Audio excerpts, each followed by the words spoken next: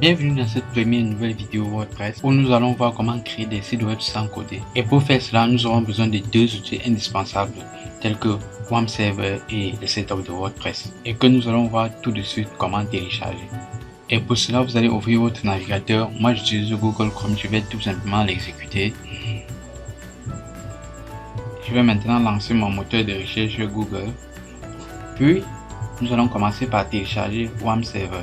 WAMP Server qui sera notre logiciel que nous allons utiliser pour héberger nos fichiers WordPress. Et en même temps, c'est ce logiciel qui sera la base de données de notre site.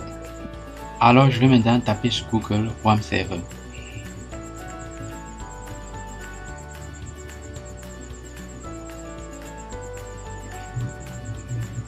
Parmi les résultats de recherche, je vais faire un choix et télécharger dans l'un de ces sites.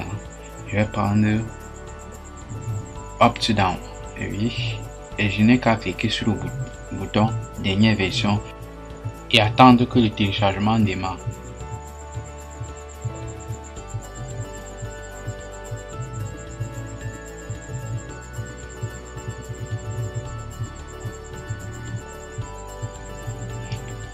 Là, vous voyez le téléchargement a démarré. Je vais tout simplement annuler parce que il est déjà dans ma machine. Là, c'était juste pour vous montrer comment vous pouvez télécharger ce logiciel.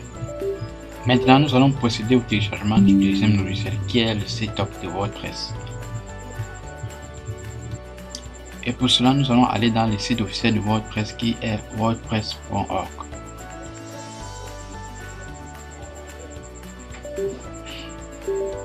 Une fois la page chargée complètement, nous allons cliquer sur le bouton Get WordPress.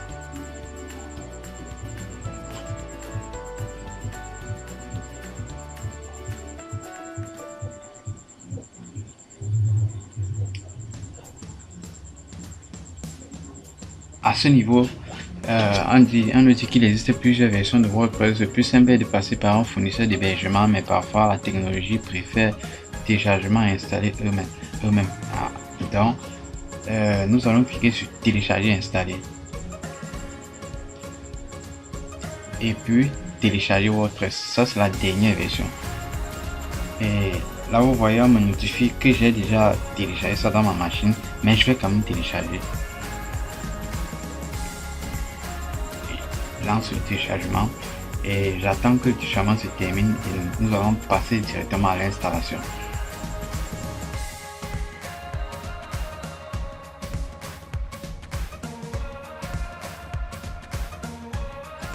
Et là, nous venons de nous procurer les deux fichiers essentiels dont nous aurons besoin pour la suite. La prochaine chose que vous devez faire, c'est d'installer WAMP Server. Moi, je l'ai déjà installé dans ma machine, donc nous allons directement passer à l'installation de WordPress.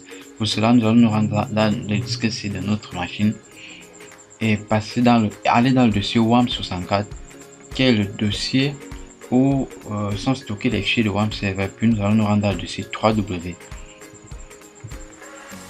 Et c'est dans ce dossier que nous hébergeons tous les fichiers de notre site. Et comme j'avais déjà installé WordPress, je vais supprimer pour vous montrer comment l'installer vous-même. Et maintenant, je vais démarrer mon serveur. WAMP Server, je démarre à partir du menu démarrer.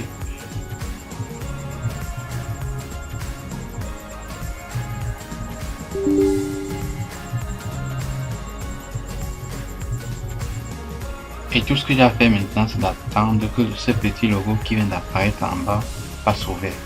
Parce que quand c'est en rouge, en train de démarrer le service, quand ça passe au jaune, ça veut dire que ça progresse et lorsque ça sera au vert, ça voudrait dire que le serveur a bien démarré. Nous allons tout simplement patienter. Et puis notre serveur a bel et bien démarré. Maintenant, nous allons ouvrir le gestionnaire de base de données qui est fourni avec WAMP Server. Pour cela, nous allons localiser WAMP Server dans la barre des tâches et faire un clic droit, un clic gauche autant pour moi. Nous allons faire un clic gauche, puis cliquer sur PHP My Admin. Cela va lancer automatiquement la base de données où sera stocké les fichiers de notre site.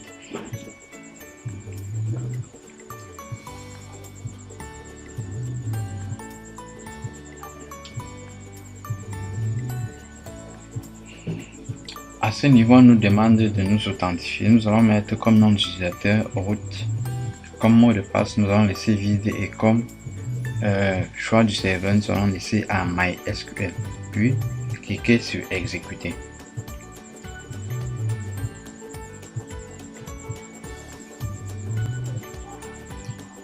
Et bingo, notre base de données vient de s'ouvrir.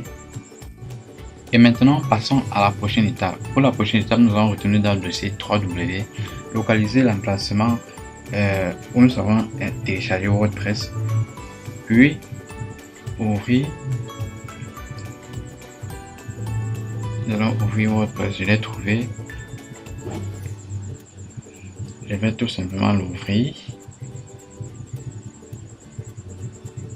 Puis extraire ce dossier complètement dans l'autre dossier 3W.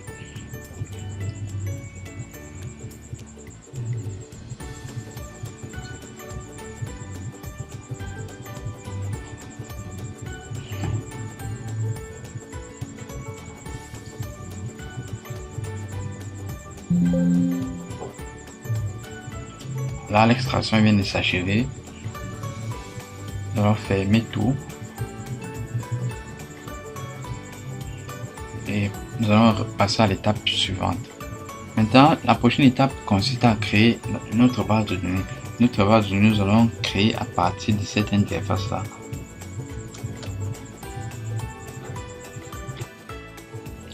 Et là, je vais cliquer sur Nouvelle base de données.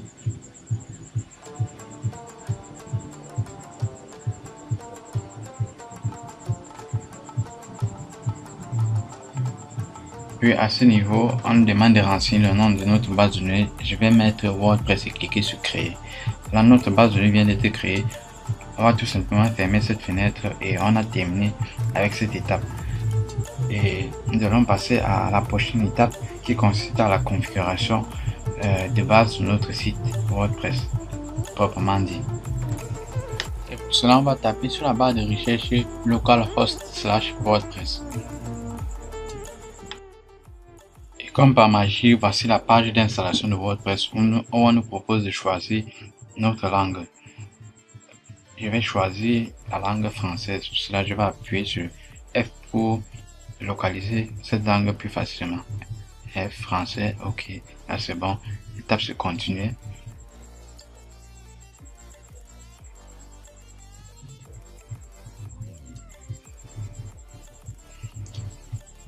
Maintenant, on nous dit que au préalable, il faut d'abord il faut connaître le nom de notre base de données, l'identifiant SQL, un mot de passe de base de données et l'hôte de la base de données, ainsi que le préfixe de table autant pour moi. Toutes ces informations, nous allons voir comment les remplir. Je pense que nous venons de créer la base de données tout à l'heure et vous savez comment on a fait pour accéder à la base de données. Bref, nous allons voir comment configurer toutes ces informations dans la page suivante. Pour cela, on va cliquer sur c'est parti. On va cliquer sur le bouton c'est parti et on va nous demander toutes ces informations que vous voyez là. On nous dit déjà qu'il faut connaître au préalable. Donc ne vous en faites pas pour cela. Cliquez tout simplement sur c'est parti. Nous allons voir ensemble comment remplir. Donc vous devez remplir ces étapes. Vous devez remplir toutes ces étapes que je suis en train de passer là, sinon vous risquez d'être buté à niveau. Donc, le nom de notre base de données, nous avons créé tout à l'heure et nous voyons que ça a été même rempli au préalable, c'est WordPress. L'identifiant de notre base de données que nous avons utilisé tout à l'heure pour nous connecter, c'était root. Le mot de passe, il n'y en avait pas, donc nous allons tout simplement effacer ce champ et laisser vide. L'adresse de la base de données, c'était localhost. Bref, nous sommes en local et à chaque fois que nous serons en local, l'adresse de la base de données sera toujours localhost. Et comme préfixe de la table, par défaut, c'est wp_, et nous allons tout simplement laisser comme ça et cliquer sur envoyer. Lorsque nous cliquons sur envoyer, notre site a déjà été créé et nous allons tout simplement nous connecter et commencer la configuration, le paramétrage de notre site en fonction de nos besoins. Maintenant, nous allons remplir le titre de notre site. Pour ma part, je vais par exemple mettre Like Corp, comme identifiant de connexion, l'identifiant que je vais souvent utiliser pour me connecter en tant qu'administrateur, je vais mettre admin.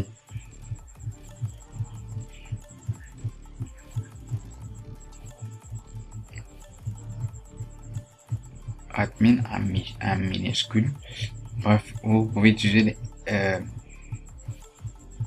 vous devez savoir que l'identifiant est sensible à la case, c'est-à-dire si vous mettez les caractères majuscules, vous devez les respecter au moment de connexion, sinon ça ne marchera pas. Si vous utilisez les minuscules, utilisez ces mêmes minuscules lors de la connexion, sinon vous aurez des sérieux problèmes. Là, j'ai rempli mon mot de passe. Maintenant, je vais mettre mon adresse email et si je veux que mon site ne soit pas indexé par les moteurs de recherche, je vais tout simplement cocher là comme on nous dit, on nous le prévient tout de suite là, que si je ne veux pas que mon site soit visible sur les moteurs de recherche, je coche tout simplement là. Et dans notre cas, on veut que notre site soit, bref, je veux que mon site soit visible sur les moteurs de recherche, donc je vais laisser cette phrase sans cocher et je vais valider les informations.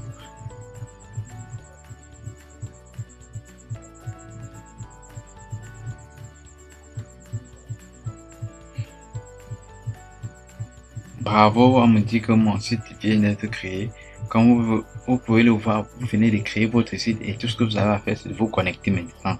C'est ce que nous allons faire. Je vais me connecter avec mes identifiants que je viens de paramétrer. Comme j'ai enregistré dans mon navigateur automatiquement, ça s'est rempli. Je vais alors me connecter.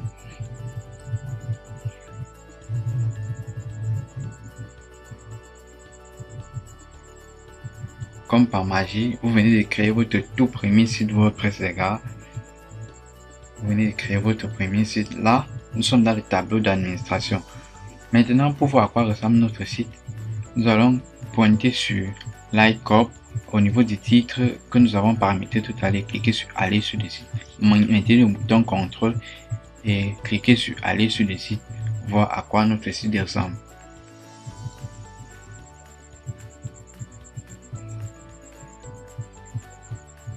Et là, voici à quoi ressemble notre site, les gars. Donc, c'est ainsi que cette vidéo se termine, les gars. Nous allons voir comment mettre du contenu, comment personnaliser, comment améliorer le design dans la prochaine vidéo. Donc les gars, si vous avez aimé, n'hésitez pas de vous abonner et de partager la vidéo pour aider aussi vos amis. Et on se retrouve dans la prochaine vidéo pour voir la prochaine étape, voir comment designer de plus en plus ce site.